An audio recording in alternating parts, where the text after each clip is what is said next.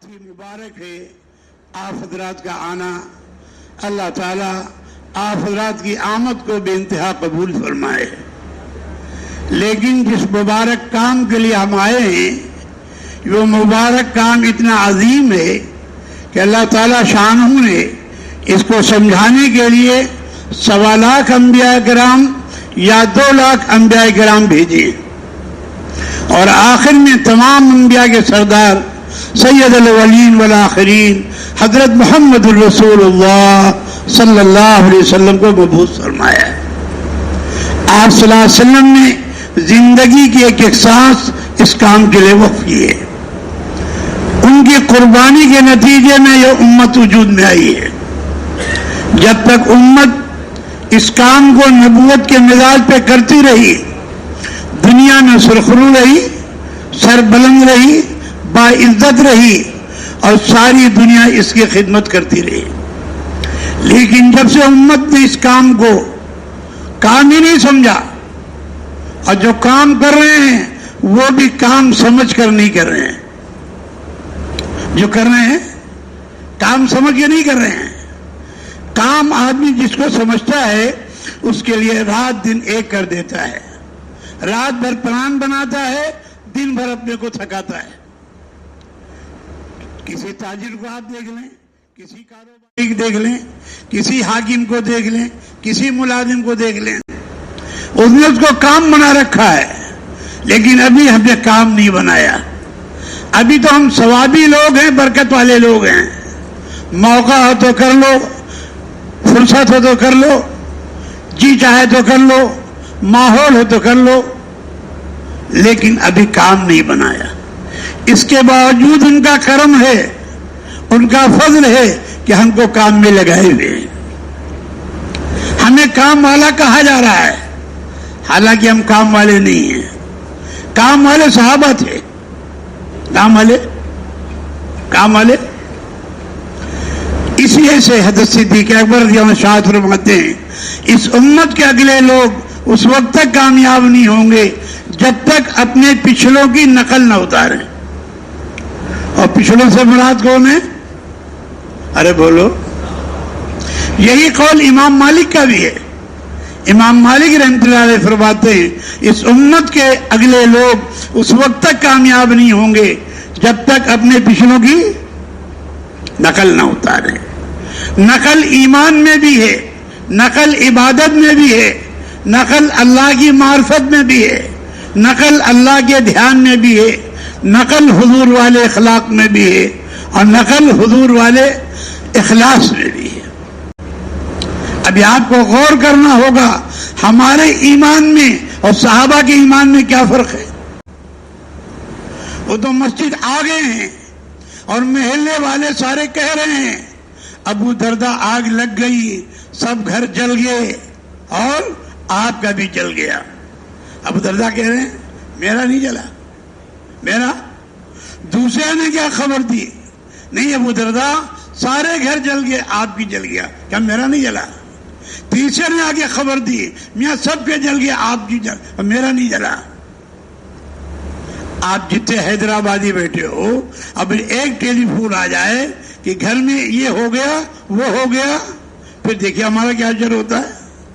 کس گاڑی سے چاہے وہ جائیں اور کس ٹرین سے چاہے چلے جائیں. کیوں؟ ہمارے ایمان میں ان کے ایمان میں کتنا فرق ہے. ان کا ایمان آیا تھا قربانی سے، اور ہمارا ایمان چل رہا ہے راحت سے. ہمارا ایمان چل رہا ہے تو جو کام قربانی چاہتا ہے وہ راحت سے. اگر راحت مطلوب ہوتی تو سب سے زیادہ راحت آپ صلی اللہ علیہ وسلم کو دی جاتی. آپ خود فرماتے ہیں اس راہ میں جتنا مجھ کو ستایا گیا کسی اور نبی کو، اس راہ میں جتنا مجھے ڈرایا گیا کسی اور نبی کو. ہم تو انہی کی نائب ہیں. ارے بولو. پھر ہمارے ذہن میں پورا دین نہیں ہے. دین 5 چیزوں کا نام ہے. ایمانیات میں بھی کمال ہو، عبادات میں بھی کمال ہو، اخلاقیات میں بھی کمال ہو، معاملات میں بھی کمال ہو، اور معاشرے میں بھی کمال ہو. اور سب کی حدیں بیان کر دی گئی. فرمایا جب بھلائی تجھے خوش کر دے اور برائی تجھے غمگین کر دے تو سمجھ لے کہ تم مومن ہے. آج جتنے حضرات بیٹھے ہیں سب کے جیبوں میں اتنا بڑا بڑا موبائل ہے.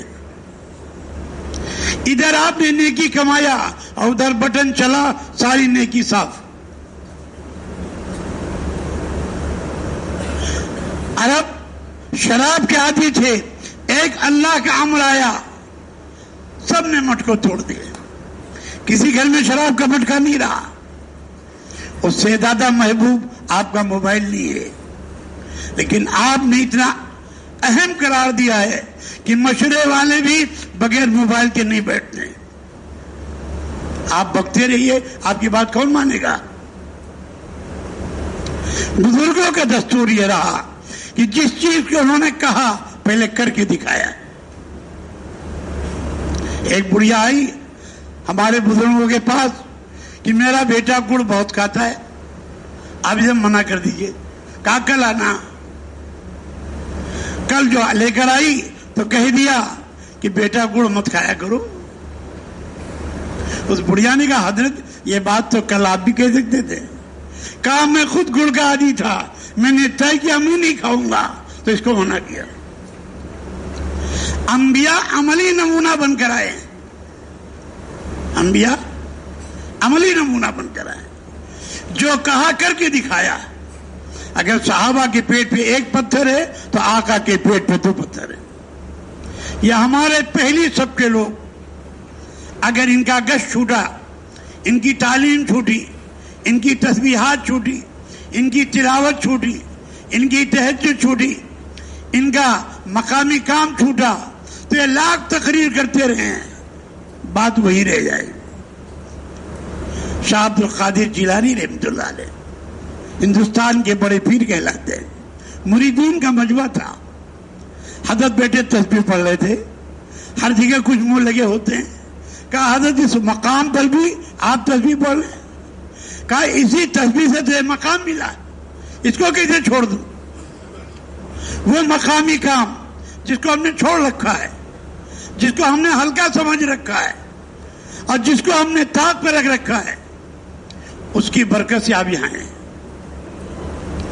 آپ جائزہ لے لیں.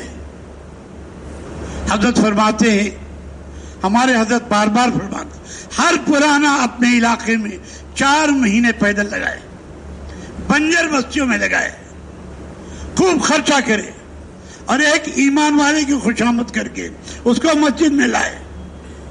اگر ہمارے پرانے اپنی تحصیلوں میں, اپنے اضلاع میں, اپنے علاقوں میں پیدل 4 مہینے لگائے ہیں, بتاؤ حال ماحول بدلے گا نہیں بدلے؟ یہ بنیادی چیز ہے. تقریر کام نہیں ہے, کام ہے. کام سے کام زندہ ہوگا, تقریر سے تقریر زندہ ہو جائے گی.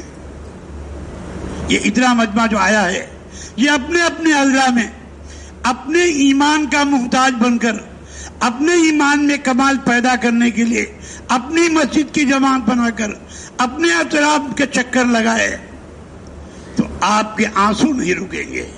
امت کی جو بدحالی ہے, امت کی جو بدحالی ہے. ہم یہاں خوش ہوتے ہیں, وہاں ہمارے آنسو نکلیں گے. کتنی لڑکیاں ہمارے ہاتھ سے نکل گئی, کتنے نوجوان ہمارے ہاتھ سے نکل گئے, کتنے گھرانے ہمارے ہاتھ سے نکل گئے. ہم مجمع کو دیکھ کر خوش ہوتے ہیں, لیکن کتنا مجمع ہمارے ہاتھ سے چلا گیا. اور اس سے بڑے غضب کی بات ہے یہ بڑے بڑے موبائل ہم لڑکیوں کو دے رہے ہیں, اپنے گھر میں خود آگ لگا رہے ہیں, اپنے گھر میں خود آگ لگا رہے ہیں.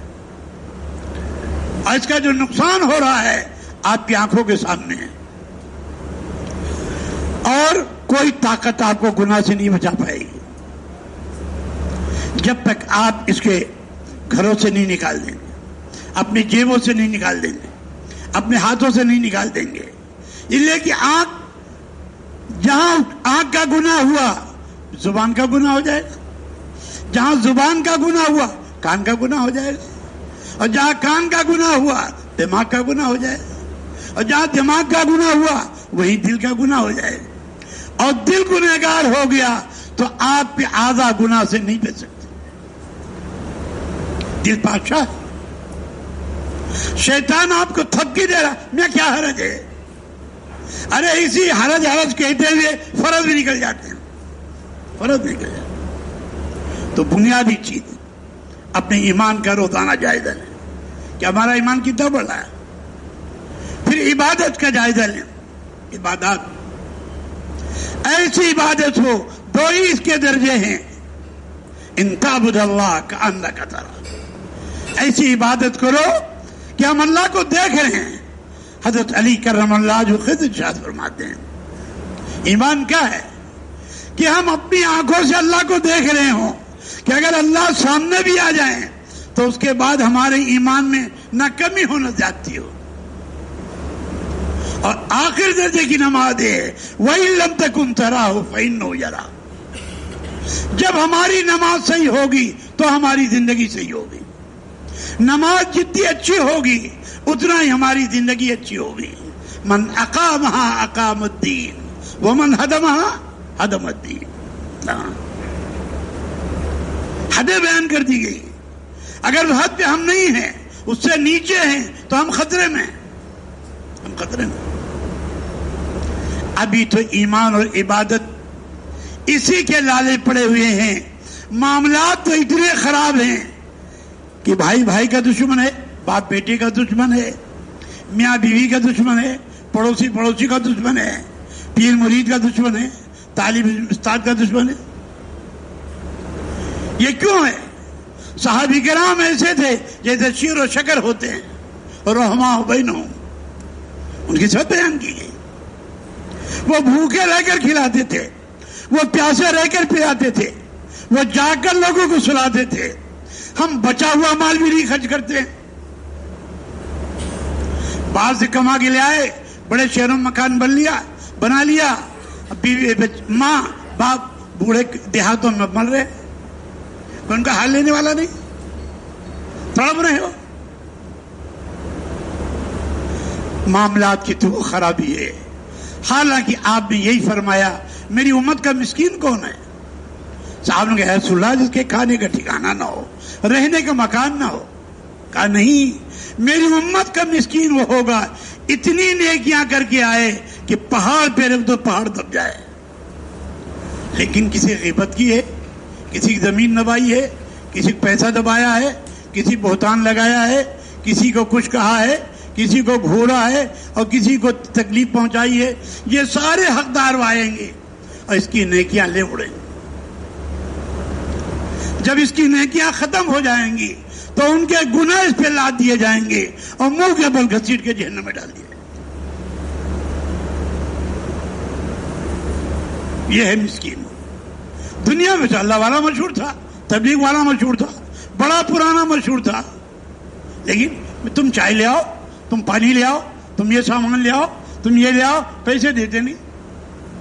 وہ بیچارہ ایک دو دفعہ آیا, آگے چھٹی کر لیتا ہو, سامنے نہیں پڑتا, پتہ نہیں اس کی جیب میں پیسے ہی نہیں ہیں, یہ سامان لے آؤ. پرانے پن کی علامت یہ ہے دوسروں کو آرڈر دینا. ہمارے ایک دوست نے کہا, کیا کہا, اپنا رکھ دوسرے کا چک, اپنا رکھ دوسرے کا چک. اور صحابہ کی شان یہ تھی اپنا سب کچھ لگاتے تھے. آپ کے گھر میں کوئی مہمان آیا سب سے پہلے گھر میں پوچھتے تھے گھر میں کچھ ہے؟ وہاں سے جواب آتا تھا یا رسول اللہ صلی اللہ علیہ وسلم پانی کے علاوہ کچھ نہیں. پھر آپ صحابہ کو ترغیب دیتے تھے. اور صحابہ کی شان یہ ہے کہ 3 دفعہ آپ نے ترغیب دی, ایک ہی انصاری صحابی کھڑے ہوئے, کہا تینوں آ جاؤ, تو اکیلا آیا. اور اس کے گھر کا حال یہ کہ اتنا ہے کہ بچے کھا سکیں, نہ بیوی کے لیے کچھ ہے نہ اپنے لیے کچھ ہے. فرمایا دسترخوان لگا دینا, میں نماز پڑھ کے آؤں گا, مہمان کھا لے گا, میں منہ چلاتا رہوں گا, اور تم چراغ درست کرنے کے بہانے سے بجھا دینا. ادھر یہ عمل ہو رہا ہے مدینے میں, اور ادھر حضور پہ آیت اتر رہی ہے یؤثرون علی انفسہم ولو کان بہم خصاصہ. ان کا عمل ہمارے لیے تلاوت بن رہا ہے, اور ہمارا عمل ہمارے ساتھوں کو دور کر رہا ہے. کوئی چاہنے والا مل گیا, آئیے آئیے آئیے, اور کوئی نیا دھلا, ہٹو پیچھے چلو, آگے سے آگے. یہ ہمارا حال ہے. حالانکہ نئے سے نئے آدمی کو حضور ممبر چھوڑ کر جا رہے ہیں بالکل کنارے, اور اسے ایمان کی دعوت دے رہے ہیں, اور پہلے دن تشکیل کر رہے ہیں کہ کون سی ہجرت کرو گے, بات تھا, ارے بولو کہ بادیا کرو گے. پہلا دن, ابھی ایمان لایا ہے اور پہلے دن تشکیل ہو رہی ہے بادیا بات تھا. کتنی عمر ہو گئی حیدرآباد والوں کو؟ 23 ضلع ہیں, ہر ضلع کا ایک آدمی یہاں مستقل ہے. تو بتاؤ آپ کے حیدرآباد کا کام آگے بڑھے گا نہیں بڑھے گا؟ ارے بولو. حضرت سے لوگ آدمی مانگا کرتے تھے, نظام الدین سے آدمی بھیجیے. 12 حضرت ماہینام صاحب نے فرمایا یہاں لوگ مرتے تو ہیں, کوئی آتا تو ہے نہیں, کس کو بھیج دیں؟ اگر ہر صوبے والے ایک ایک آدمی ضلع سے دیتے رہے جو مستقل یہاں رہے, کوئی مشکل کام ہے؟ ارے بولو, ارے کوئی مشکل کام ہے؟ حضرت بار بار کہتے کام کو سیرت پھیلاؤ, کام کو سیرت پھیلاؤ. سیرت کا کیا مطلب؟ حضور کے زمانے میں 3 ترتیبیں تھیں, ایک صدیقی ترتیب, ایک فاروقی ترتیب اور ایک عام صحابہ کی ترتیب. صدیقی ترتیب پوری جان پورا مال, فاروقی ترتیب آدھی جان آدھا مال, عام صحابہ کی ترتیب تہائی کی تھی, 4 مہینے اللہ کے راستے کے, 8 مہینے کی ترتیب آدھا دن گھر کا آدھا کاروبار کا, آدھی رات گھر کی آدھی مسجد. جب تک اس ترتیب پر ہم نہیں آئیں گے اور اسی طریق پر نہیں آئیں گے جو طریقہ آپ نے قائم فرمایا, نہ ہم بدلیں گے, نہ امت بدلے گی, نہ اللہ کی مدد آئے گی. اللہ کی مدد کے لیے حضور کا طریقہ طے ہے, اور آپ نے جو طریقہ قائم کیا وہ مکہ جہاں سے آپ نکالے گئے تھے اور آپ نے روتے ہوئے چھوڑا تھا, اللہ نے اس کام میں اتنی طاقت رکھی ہے, اسی کام کی برکت سے اللہ نے فاتحانہ داخل کیا. ارے کیا نہیں کیا؟ لیکن ہمارا حال کیا ہے؟ ہم 4 قسموں میں بٹے ہوئے ہیں. ایک طبقہ وہ ہے جو ماحول کی وجہ سے کام میں لگا ہوا ہے, مسجد میں کام ہے تو بیٹھ گئے, اور نہیں ہے تو مسجد میں تعلیم ہو رہی تو بیٹھ گئے, نہیں ہے تو مسجد میں گشت ہو رہا شریک ہو گئے, نہیں ہے تو. حضرت با یوسف رحمۃ اللہ علیہ, اللہ ان کی قبر کو نور سے منور فرمائے, فرمایا کرتے تھے پورے عالم کے مسلمان اگر ماحول کے دین پہ آ جائیں تو اللہ کی مدد ان کے ساتھ ہی ہو. کیوں ماحول ہوگا تو کریں گے, اور نہیں ہوگا. انہوں نے اللہ کے لیے کچھ نہیں کیا, ماحولیت کیا. اور ایک طبقہ وہ ہے جو خواہش کی بنیاد پہ لگا ہوا ہے, جی چاہا بیٹھ گیا, جی چاہا نہیں بیٹھے, جی چاہا چلے گئے, جی چاہا نہیں گئے, جب چاہا چلے گئے, جب چاہا نہیں گئے. تو حضرت فرماتے تھے اگر خواہش کی بنیاد پر پوری امت دعوت میں لگ جائے تو اللہ کی مدد ان کے ساتھ. ان کا کوئی کام اللہ کے لیے ہے ہی نہیں, خواہش کے لیے. اور ایک فرماتے تھے مجبوری والا دین. کون سا دین؟ اس نے چیز کام میں ہاتھ لگایا, اس کام میں اسے نقصان ہوا, تو اس نے والا تبلیغ والے بڑے اچھے ہیں, بڑھیا کپڑا پہنتے ہیں, جب پوچھو الحمدللہ کہتے ہیں, جب دیکھو مسکراتے ہیں, اور ہر وقت دعوت دیتے رہتے ہیں. تو ان کا حال ٹھیک ہے تبھی تو مجبوراً یہاں آیا. چلو انہی سال لگے شاید کام بن جائے, تو اس کا کام بن جائے گا تب بھی چھوڑ دے گا, اور نہیں بنے گا تب بھی چھوڑ دے گا. پھر لوگوں نے پوچھا حضرت کون سے لوگ ہیں جن کے ساتھ اللہ کی مدد ہے؟ تو حضرت نے فرمایا ان کے ساتھ اللہ کی مدد ہے جو اس کام کو اللہ کا امر سمجھ کے کریں. یہ مشورہ اللہ کا امر ہے, یہ تعلیم اللہ کا امر ہے, یہ گھر گھر جانا اللہ کا امر ہے, لوگوں کی خوشامد کرنا اللہ کا امر ہے, اور لوگوں کو مسجد میں لانا اللہ کا امر ہے. آپ سیرت پڑھتے جائیے اور مسجد نبی صلی اللہ علیہ وسلم کا منظر دیکھتے جائیے. 13 سال مکے کے اور 10 سال مدینے کے. آپ اس ترتیب پہ اپنی زندگی لے آئیں, مکی مدنی ترتیب پر سارے عالم کی کامیاب کا قدم چومیں گی. لیکن اس میں ذرہ برابر کمی اور زیادتی نہ کریں. اس لیے آپ کو اپنے معاملات بھی ٹھیک کرنے ہوں گے. معاملات میں اتنا محتاط رہیں، اس لیے کہ اما جان حضرت عائشہ رضی اللہ تعالیٰ عنہ نے اتنی بات کہہ دی حضرت صفیہ رضی اللہ تعالیٰ عنہ کے بارے میں. وہ یوں ہیں، ناٹک کی تھی. آدمی ناٹک کہہ دیتا ہے. آقا نے فرمایا اے عائشہ تو نے وہ عمل کیا ہے کہ اگر ساتوں سمندر میں ڈال دیا جائے تو سب زہر آلود ہو جائیں. ہماری عادت پڑی ہے کالے کو کلوا، بدھ کے دن پیدا ہوا بدھو، جمعہ کے دن پیدا ہوا جمن، لنگڑے کو لنگڑا، اندھے کو اندھا، کانے کو کانا. اور کیا کہتے ہیں؟ ہم تو حقیقت حال بیان کر رہے ہیں. حقیقت حال بیان کرنا ہی غیبت ہے. اور جس کو حضور فرماتے ہیں الغیبت اشد من الزنا، اگر وہ برائی نہیں ہے تو وہ بہتان ہے، اور بہتان اس سے بھی زیادہ سخت ہے. اس وجہ سے سب سے زیادہ صدیق اکبر رضی اللہ عنہ اپنی زبان کو کھینچا کرتے تھے اور کہا کرتے تھے آدمی پیر سے اتنا نہیں پھسلتا جتنا زبان سے پھسلتا ہے. اور کہا کرتے تھے کہیں تیری وجہ سے جہنم میں جانا نہ پڑے. اسی کے ساتھ ساتھ تقوی کی دو بنیادیں ہیں، عقل حلال، صدق مقال، سچ بولنا اور حلال کھانا. صدیق اکبر رضی اللہ عنہ کے پیٹ میں ایک لقمہ حرام کا چلا گیا، اور جب پتا چلا شدت بھوک میں کھایا تھا، پانی پی پر اس طرح نکالا اور فرمایا اگر میری موت کے ساتھ نکلتا تو ہم اس کو نکالے. لیکن حرام لقمے سے حرام پھول بنتا ہے، اور حرام پھول سے حرام گوشت بنتا ہے، اور حرام گوشت جنت میں. پھر ہمارے معاشرے کا حال یہ ہے، ہم اپنی بچیوں کو کالجوں میں ڈال رہے ہیں، اپنے بچوں کو کالجوں میں ڈال رہے ہیں. جس عورت کو بغیر محرم حج میں نہیں بھیجا سکتا، بڑھیا کھوسٹ پپلی ہو گئی، اور بغیر محرم کے اگر جائے گی تو گناہ کرتی ہوئی جائے گی، گناہ کرتی ہوئی جائے گی. ہم نوجوان لڑکیوں کو کالجوں میں ڈھول.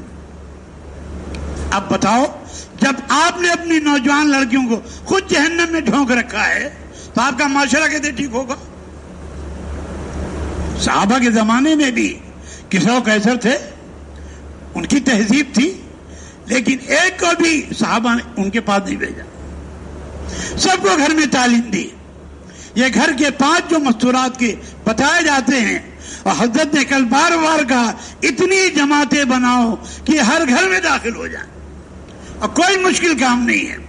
یہ عملہ اگر اپنے دل پہ ٹھان لے تو روزانہ جماعت نکل سکتی ہے. اور کارگزاری ہم نے بہت سنی آپ کی، 2 سال کی کارگزاری بہت کمزور ہے، بہت کمزور ہے. کہیں 4 کا اضافہ ہے، کہیں 10 کا اضافہ ہے، کہیں 15 کا اضافہ ہے. 2 سال کی محنت اور اضافہ 10 5 20 کا، مکاتیب کے بھی، مستورات کی جماعت کا بھی، اور علماء تو آپ کے بھرے ہوئے ہیں. آپ کی جماعت تو ہر ہفتے سال کی بن سکتی ہے، اور جن کے 2 سال ہو چکے ہیں ان کو دوسرے سال کی بن سکتی، جن کو 3 سال ہو چکے ہیں ان کے تیسرے سال کی بن سکتی. آپ پوری امت کے ذمہ دار ہیں، آپ آندھرا کے نہیں ہیں. ایک ایک امتی پوری امت کا ذمہ دار ہے، اور پوری امت ایک ایک فرد کی ذمہ دار ہے. آپ ذمہ داری کو ادا کرتے رہیں. واٹس ایپ چھوڑ دیں، اخبار پڑھنا چھوڑ دیں، قرآن کی عادت ڈال لیں. قرآن میں اولین و آخرین کا علم موجود ہے. حضرت با الیاس رحمۃ اللہ علیہ، اللہ ان کی قبر کو نور سے منور فرمایا کرتے تھے میں نے تمام اولاد اذکار کا تجربہ کیا، لیکن تہجد میں اٹھ کر قرآن کو دیکھ کر پڑھنے سے جو قرب خداوندی ملا کسی اور عمل سے. اگر یہ عملہ تہجد کا عادی ہو جائے اور تہجد میں اٹھ کر قرآن پڑھنا شروع کرے تو روزانہ 1 منزل پڑھ سکتا ہے. اب ایک جماعت 200 سال لگا کر آئی، میں نے اس کی کارگزاری سنی. انہوں نے کہا سال میں ہم نے 110 قرآن پڑھے، کسی نے کہا ہم نے 60 قرآن پڑھے، کسی نے کہا ہم نے 50 قرآن پڑھے. جب قرآن کا شغف آپ میں ہو جائے گا، اللہ سے بات کرنے کی عادت پڑ جائے گی، تو مخلوق سے بات کرنے کی آپ کو فرصت نہیں ہوگی. مخلوق سے دل اس لیے لگا ہوا ہے کہ خالق سے تعلق نہیں. خالق سے تعلق ہوگا انفرادی دعوت سے، خالق سے تعلق ہوگا قرآن کی تلاوت سے، خالق سے تعلق ہوگا اذکار کی پابندی سے. پھر تسبیحات نہ تو ہم چلتے ہوئے پڑھیں، نہ دوڑتے ہوئے پڑھیں، اور نہ وہ آلہ سے پڑھیں. تسبیح لیں اور مسجد کا کونا پکڑیں. قرآن قطعاً موبائل میں نہ پڑھیں. یہ قرآن کی بے ادبی ہے. قرآن کے احترام آپ کے دل سے نکل چکا ہے. آپ اس کے چکر میں نہ پڑیں. آپ تو وہ طریقہ اختیار کریں جو اللہ کے رسول نے اختیار کیا، صحابہ نے اختیار کیا، تابعین نے اختیار کیا، اور اللہ والوں نے اختیار کیا. قرآن ہاتھ میں لیں اور آپ کا دل لولاؤ، اے اللہ کہاں میرے گندے ہاتھ اور کہاں تیری پاک کتاب. اے اللہ کہاں میری گندی آنکھیں اور کہاں تیری پاک کتاب. کہاں ہے میری گندی زبان اور کہاں تیرا پاک کلام. زبان سے لفظ بعد میں نکلے گا، آنسو پہلے نکلیں گے. صحابہ جب قرآن کو لیتے تھے سر پہ رکھتے تھے، آنکھوں سے لگاتے، سینے سے لگاتے تھے، اور کہتے تھے ہذا کلام ربی، ہذا کلام ربی، ہذا کلام ربی. جتنی عظمت اللہ کی دل میں ہوگی اتنا ہی آپ کو مزہ آئے گا. کسی کو بادشاہ سے ملنے کا وقت مل جائے تو چپراسی سے بات کرے گا؟ ارے بولو، بولنا نہیں ہوگا. ارے کرے گا؟ ہاں، رب العالمین کا کلام. یہ دعوت کا کام، نبوت کا کام، نبوت ہی کے مزاج پہ چلے.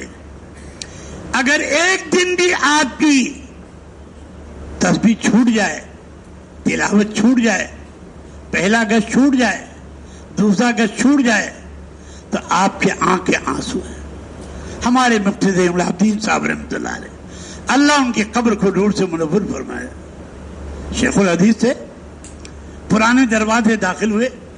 ہاؤس پہ میواتی بیٹھا وضو کر رہا تھا، جیب میں ہاتھ ڈالا تو مسواک نہیں تھی. مفتی صاحب کہنے لگے، اس کی چیخ نکل گئی، ہائے میری 70 گنے والی نماز ہو. کہا میں ہزاروں دفعے حدیث پڑھا چکا تھا، لیکن اس میواتی نے مجھے حدیث کی عظمت سکھائی ہے. عمل چھوڑنے پہ اگر آپ کو غم نہیں ہے، آپ کو رونا نہیں آتا ہے، تو یاد رکھو ہمارے دل میں عمل کا احترام نہیں ہے. ہر عمل کے ساتھ اللہ نے قید لگائی ہے، ایمانا و احتسابا. اب اندازہ لگاؤ کس اہتمام سے ہم بیان میں بیٹھتے ہیں، کس اہتمام سے ہم تعلیم میں بیٹھتے ہیں. ہم نے سعید احمد صاحب رحمۃ اللہ علیہ کو دیکھا، حاجی عبدالوہاب صاحب نے جب وہ تشریف لاتے تھے آ کر تعلیم کے حلقے میں بیٹھتے. آج بھی دیکھتا ہوں ہمارے حافظ منصور صاحب تشریف لاتے ہیں، تعلیم میں کرسی کے پاس بیٹھتے ہیں، جب تک تعلیم پوری ہوئی اٹھتے نہیں ہیں. ہم مرکز میں آ کر بھی مرکز کے عمل میں شریک نہیں ہوتے، کیونکہ ہم تو سمجھتے ہیں ہم تو اس سے عبور کر چکے ہیں، یہ منزل ہماری طے ہو چکی ہیں. ارے میاں ہماری منزل اس وقت تک عبور نہیں ہوئی جب تک ایمان کامل پر خاتمہ نہ ہو. ہاں، اور مقامی کام کی کوتاہی یاد رکھو آپ کو آگے کے درجات سے روک دے. اور خطرہ یہ ہے کہ آپ کا آگے بڑھنا یہ آپ کی ہلاکت کا ذریعہ بن جائے. روزانہ کا کام حضرت فرمایا کرتے تھے، اس کام کی کوتاہی ہم اپنے کو موجب عذاب سمجھیں. عبداللہ بن رواحہ اگر آدھا دن نہیں گئے تو آپ نے کیا فرمایا؟ صحابی رسول ہیں، بڑے درجے صحابی، تمہاری جماعت تم سے 500 برس پہلے جنت میں جائے گی، تم 500 برس پیچھے رہے. یہاں جماعت بنا دی، چلو میں آتا ہوں، اور نہیں گئے، جماعت ٹوٹ گئی، اس کی سزا کون بھگتے گا؟ اور جس کام کے لیے آپ رکے ہیں وہ کام تو اللہ ہونے نہیں دے گا. جو کام بنانا اللہ کا کام، آپ رکنے سے کام نہیں ہوگا. نہ آپ کے کرنے سے ہوگا. کام تو اللہ کی مدد سے ہوگا. جب آپ اللہ کے کام کے لیے قدم اٹھائیں گے، حضرت حذیفہ کی طرح کہ سردی میں سکڑ رہے ہیں اور ادھر چلے تو سردی گرمی میں بدل گئی، ناکامی کامیابی میں بدل گئی. تو صحابہ کی سیرت پر کام جب آئے گا جب ہم حیات الصحابہ روزانہ پڑھیں گے. علماء بھی اور پرانے ذمہ دار بھی اور ہم کا ہر کام کرنے والا. بار بار پڑھو، بار بار پڑھو، اتنا پڑھو کہ کسی صحابی کی نقل پر آپ کی زندگی آ جائے. حضور کیا فرماتے ہیں؟ الصحابی کالنجوم بعینہم اقتدیتم اہتدیتم. جس کی تم اقتدا کرو گے.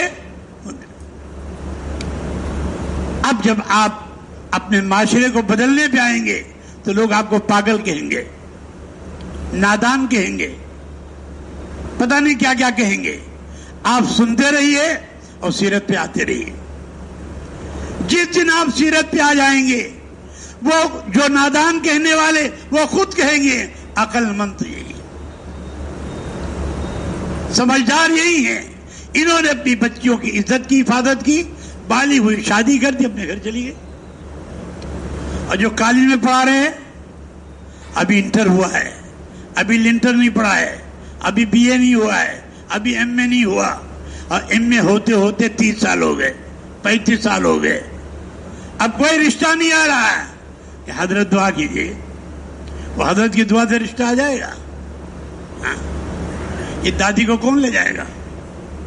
شادی آدمی خانہ آبادی کے لیے کرتا ہے، بربادی کے لیے نہیں کرتا ہے. اس وجہ سے اپنے معاشرے کو بدلیے اور دین میں اپنی کامیابی یقین کیجیے. علم جو سیکھنے کا اللہ نے فرض کیا ہے وہ قرآن حدیث ہے. فن آخری درجے کی بات ہے. ہم فن منع نہیں کرتے، لیکن فن جب سیکھیے جب آپ کے ایمان میں کمال ہو، آپ کی عبادت میں کمال ہو، آپ کو اللہ کی معرفت حاصل ہو. اور جہاں اللہ کا حکم چھوٹے اسے چھوڑ دیجیے، جہاں نبی کا طریقہ چھوٹے اسے چھوڑ دیجیے. وہ کیجیے جو اللہ کا امر ہے، وہ کیجیے جو اللہ کے نبی نے کر کے دکھایا ہے. ساری کامیاب کے قدموں کے نیچے آئے. ساری دنیا دیکھتی رہے گی کیونکہ ساری عزتیں اللہ کے ہاتھ میں. اللہ نے اعلان کر دیا العزت للہ ولرسولہ وللمؤمنین. نہ عزت ملک میں ہے، نہ مال میں ہے، نہ دولت میں ہے، نہ حکومت میں ہے، نہ سامانوں میں ہے، نہ چیزوں میں ہے، نہ ڈگریوں میں ہے. وَأَنْتُمُ الْأَعْلَوْنَ إِن كُنتُم مُؤْمِنِينَ. سربلندی اور کامیابی تمہارے لیے ہے شرط کہ تم مومن ہو. ایمان میں کمال پیدا کرو، عبادات میں کمال پیدا کرو، اور اپنے ساتھیوں کے ساتھ محبت کے ساتھ سب کو جوڑو، سب سے جوڑو اور سب کو جوڑو. حضرت عمر رضی اللہ تشریف لے گئے، نگرانی کیا کرتے تھے. آج ہمارے پرانی نگرانی نہیں کرتے، بچوں کو دوڑا دیتے ہیں. وہ راتوں رات نگرانی کرتے تھے. ایک گھر میں داخل ہو گئے، وہ شراب بھی پی رہا تھا اور ناچ بھی ہو رہا تھا، لیکن وہ بھی صحابی ہے. امیر المومنین، ہم سے ایک غلطی ہوئی، آپ سے 3 غلطی ہوئی. آپ پیچھے سے آئے، دروازے نہیں آئے، بغیر اجازت آئے اور آپ نے تجسس کیا اور تینوں کو اللہ نے منع کیا. اس بات پر حضرت عمر اتنا روئے. عبداللہ مسعود کہتے ہیں کہ آپ نے منہ پہ کپڑا رکھ لیا کہ آواز بند نہیں. بہت دنوں تک صحابی نہیں آئے، ڈرتے ڈرتے بہت دنوں کے بعد آئے تو سب سے پیچھے بیٹھے. جب سارے معاملے صاف ہو گئے تو یہ آئے قریب. حضرت انہوں نے بلایا، آؤ. کہا کان میرے قریب لاؤ. کیا بات؟ کہا وہ جو منظر میں نے دیکھا تھا آج تک کسی سے نہیں کہا. یا تو کسی ساتھی کی ذرا کچھ معلوم ہو جائے، معلوم ایک چھٹاک ہے، ہم ایک بن کر کے بیان کرتے ہیں. میں سنا فلاں صاحب، ارے دیکھا اس کا اشتہار کہاں سے، کس حدیث قرآن سے آپ لائے ہیں؟ اشتہار میں مٹی ڈالنے کا حکم، چھپانے کا حکم. زانی زنا کر کے آیا ہے اور اقرار کر رہا ہے اور آپ چاہتے اس کا زنا ثابت نہ ہو, اس میں حد سب ثابت نہ ہو, برائی پہ مٹی ڈال دو, ہاں چھپاؤ اسے. تو صحابی نے کہا امیر المومنین اپنا کان میرے قریب کیجیے. کیا ہوا؟ کہا اس دن سے میں نے بھی نہیں پی. یہ اصلاح کا طریقہ, شور مچانا اصلاح کا طریقہ نہیں ہے.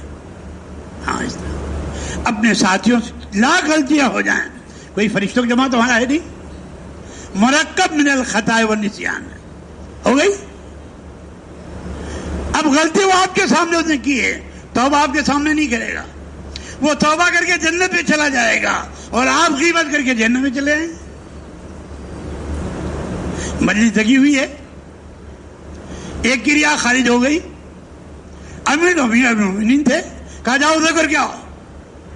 فوراً دوسرے صحابی نے کہا امیر المومنین اگر ہم سب وضو کر لیں. کہا بہت اچھی بات ہے. اپنے ساتھیوں کو نبھانا, ان کو لے کے چلنا, اور کوئی آگے کسی کی شکایت کرے جب تک فریق ثانی کی تحقیق نہ ہو جائے کوئی فیصلہ مت کرنا. شیخ سعدی رحمہ کہتے ہیں ایک آدمی آیا کی آنکھ پھوٹی ہے, خون بہ رہا ہے, فریاد کر رہا ہے. کہا اس کی مدد مت کرو, تحقیق کرو, ہو سکتا ہے دوسرے کی دونوں آگے پھوڑ کے آیا ہو, یہ ظالم ہو مظلوم ہو.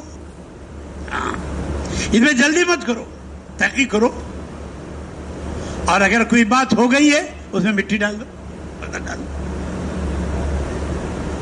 کام میں لگا رہے گا, آہستہ آہستہ برائیاں ختم ہو جائیں. ہمارا کام کسی کو کاٹنا نہیں ہے, کسی کو الگ کرنا نہیں ہے, کسی بدگمانی کرنا نہیں ہے, چونکہ ہمارے ساتھ جو حملہ ہے وہ انسانوں کا ہے. وہ انسان مرکب من الخطا بننے چاہیے. اسی کے ساتھ ساتھ اپنی عورتوں کا جو کام حضرت نے کل سمجھایا ہے, ایسی پکی نیت کر کے جاؤ کہ ہر مسجد کے اطراف میں 10-15 گھروں کی ایک تعلیم شروع کرانی ہے. اگر آپ کے 100 گھر ہیں تو کم سے کم 4 تعلیم تو یقینی ہو, اور اتنی تعلیم شروع کراؤ کہ کوئی حیدرآباد کا آندھرے کا گھر کب باقی نہ بچے کہ اس کی عورت آپ کی تعلیم میں نہ آ جائے. اور جتنا خرچ آپ شادیوں میں کرتے ہو اس سے احتیاط کرو. شادی سادگی پہ لاؤ, اس کے تینوں نقطے اڑا دو. کرسی میز پہ کھانا سنت نہیں, کھڑے ہو کر کھانا سنت نہیں, دسترخوان لگا کے کھانا سنت, میرج ہال میں شادی کرنا سنت نہیں, مسجد میں نکاح سنت. کیا سنت ہے؟ اور مسجد آپ کے یہاں بنی ہوئی ہے, چھوٹی بھی ہیں بڑی بھی, اور سب کو بلانا بھی سنت نہیں. حضرت عبد الرحمن کا مال آپ سب جانتے ہو, نکاح کر کے آئے, ظہر میں حضور نے دیکھا زعفران لگا ہوا ہے, کہا عبد الرحمن کا شادی کی ہے؟ جی ہاں. حضور کو بھی نہیں پتا. اگر کوئی شادی کر لے امام کو نہ بتائے تو منہ فراق بڑھ جائے. کیا مصیبت نہیں بھائی, شادی ہے ہو گئی. حضور نے ان سے فرمایا اولم ولو بشادن. آپ کے یہاں اتنی ڈشیں تیار ہوتی ہیں کہ اس ڈش میں میرے خیال سے عالم کے کونے کونے میں جماعت جا سکتی ہے. ہمارے مفتی زین العابدین صاحب انہی کے قصے ہیں, انہی سے سنا. ایک صاحب تشریف لائے اور شادی کا کارڈ لے کر آئے. حضرت نے فرمایا جو کارڈ بانٹتے ہیں ان کے ہمیں شادی میں نہیں جاتا. پھر پوچھا کتنا خرچ کرو گے؟ کہا 50 لاکھ. تو حضرت نے فرمایا 50 لاکھ کی جماعت میں آپ کو بھیج دیں؟ کہا یہ تو نہیں ہو سکتا, ہم نے کمایا ہے شادی میں خرچ کرنے کے لیے, ہم نے اللہ کے راستے میں لگانے کے لیے کمایا ہی نہیں. حالانکہ صحابہ کا سب سے زیادہ مال اللہ کے راستے میں خرچ ہوا ہے. اس لیے آپ سب نیت کرو جو ہم نے کمایا ہے اسے اللہ کے راستے میں لگائیں گے اور پورے عالم میں انشاءاللہ جائیں گے. اب یہ بتاؤ جو ہم نے 3 ترتیبیں آپ کو بتائی ہیں, صدیقی ترتیب پہ آنے کے لیے کون تیار ہے؟ ہاتھ نہیں, کھڑے ہو کے بتاؤ. صدیقی ترتیب पूरी जान पूरा माल। और ये खाली खड़ा होना नहीं है, इसकी तरतीब बनाकर लिस्ट बनाकर यहां दो, कब कौन आएगा, कब कौन आएगा।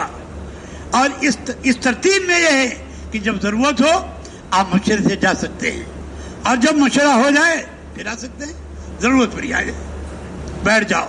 अल्लाह आप सबको कबूल फरमाए। और फारूकी तरतीब पे आप पहले से तैयार हैं? अरे फारूकी तरतीब पे कौन कौन तैयार है? आधी जान आधा माल।